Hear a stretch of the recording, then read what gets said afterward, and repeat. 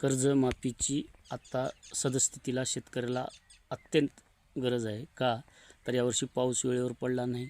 पडला दुबार पेरणीचं संकट, काही पिकं वापले, काही बियाणे जमिनीतच कुजून गेले, परत डबल पेरले, पाऊस नाही ते बी जमिनीतच आहेत आणि जी आलेली पिकं आहेत ते करपून जळून डोळ्या देखत असं हे होऊन चाललेले आहेत. आक्रोश, चिंता आणि नाराजी करून शेतकऱ्याला ते अतिशय दुःखी मनानं पाहावं लागू लागलेलं आहे. सरकार म्हणतं योग्य वेळी कर्जमाफी करणार, म्हणजे सरकार कर्जमाफी कधी करणार? योग्य वेळ सरकारकडे कधी आहे?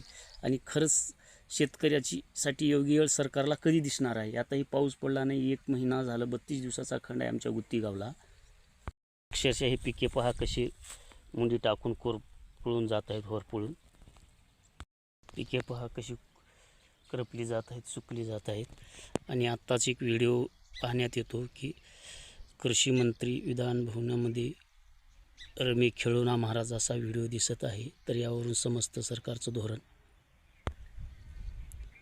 शेतकऱ्याबद्दलची आस्था, शेतकऱ्याबद्दल असलेली काळजी, असणारं प्रेम, किती चिंता आहे, काळजी आहे. वाली कोण, शेतकऱ्याला आधार कोण, शेतकऱ्यांनी कुणाकडं हक्क मागावा, शेतकऱ्यांनी कुणापुढे